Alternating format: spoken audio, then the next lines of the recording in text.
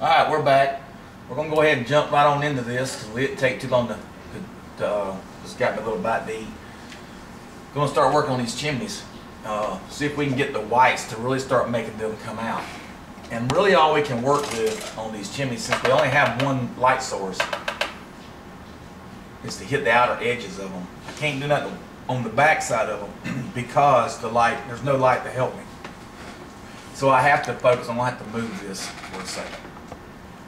I have to really focus on getting these as wide as possible, but as neat as possible as well. So I'm going to use what I call a cutter brush, which is a detailed bristle brush. And that helps me get a lot closer to my detail and keep it sharp. Build up where I want to if necessary.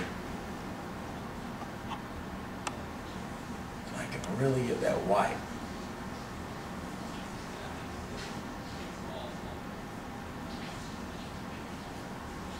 That really helps me let them chimneys stick out pretty good.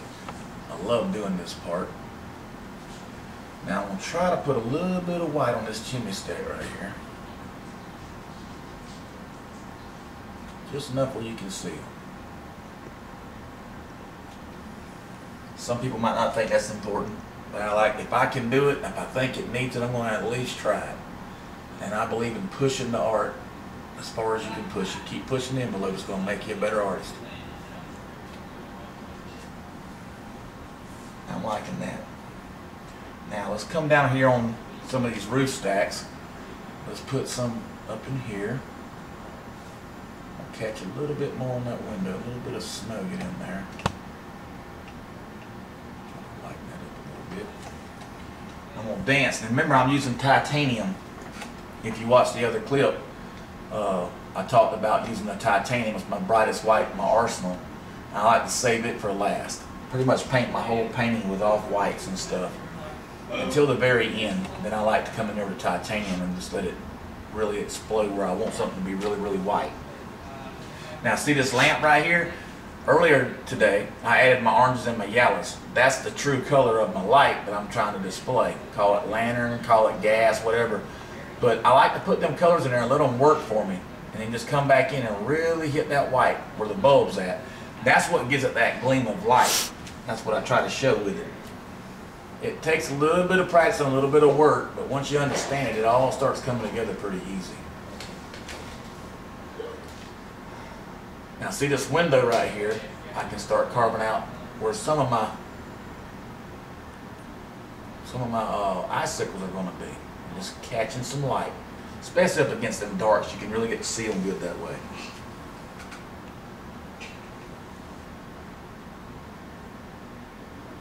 I'm probably moving around a little faster than my camera person can keep up. Sorry for that, but I just get carried away. I'm gonna go back up here where I got an icicle gleaming right here hanging off the roof. And there will be several more. You probably won't get to see them all be painted, but you get a chance to see the original or look at it online, you'll see where I finish them up and make my icicles kind of hang where they catch a lot of light. To me, they're very attractive in a real snowy picture like this. They can look really nice. You just have to be aware not to overdo them, because you can.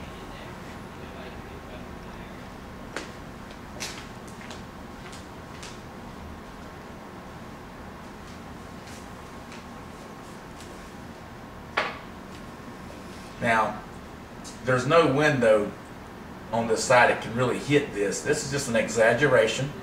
It allows me to do what I want to. Like I said, it's fantasy. I try to be as authentic as I can, but I like to play.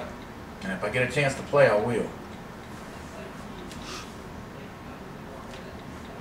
Now, these poles are just decorations that I dreamed up.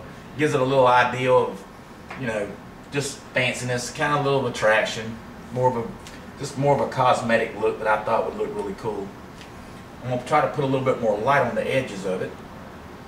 See if I can make it really look like there's some light gleaming off of it. Titanium just has a way with doing that. So I can just kind of ease it on there like so. Especially where my light's really blaring on it.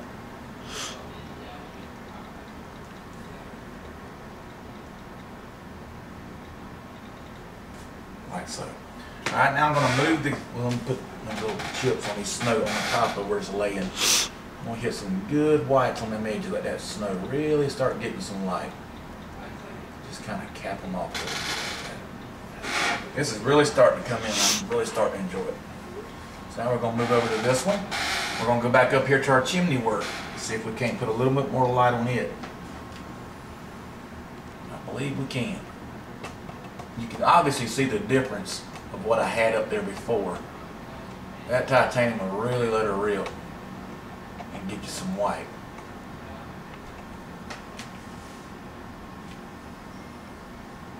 See if we can come over here on this side. I'm going to get that little roof right there, a little bit more white. Push that color really, really well in there. Alright, we're going to hit this chimney back here. Really give that some white on there, make it really stand out. The advantage I have with these roofs is because everything behind it back there is dark and it's just pulling my picture closer and closer. Really brings it forward.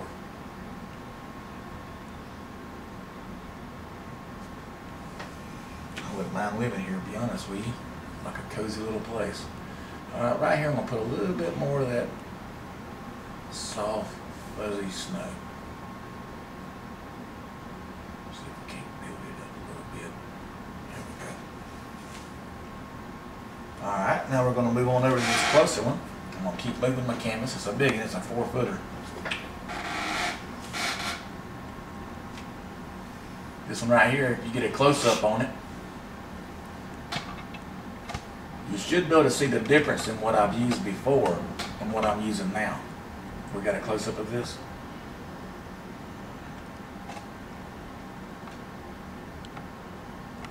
Now I want to start really putting some white on that edge right there. And you should be able to see the difference in the white. That's how much of a difference it makes if I'll just half it in two for you so you can really see the difference of this and that. It's very, very obvious.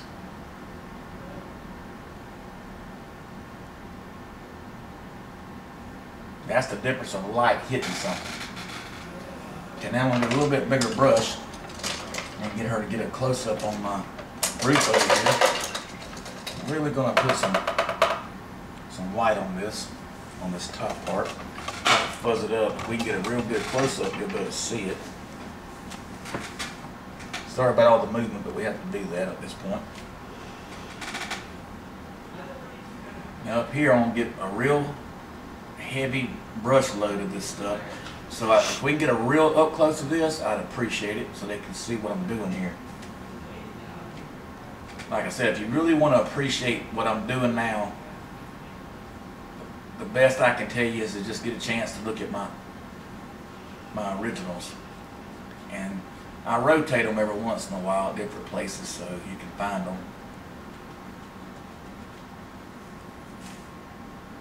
That's the best way to really appreciate what I'm doing now. And all I'm doing is just letting my brush hairs do their trick up there. Let them land as they may. It's a tool that works really well. You just got to put the brush and the paint in the right place.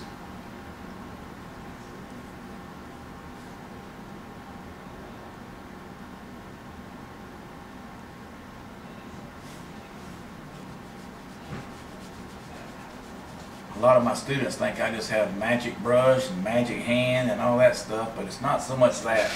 It's a lot of years on the canvas.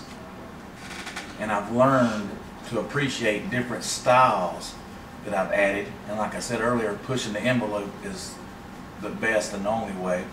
And of course, lots and lots and lots of practice. And this is what I do most every day, 10 to 12 hours a day. That's how much I love it.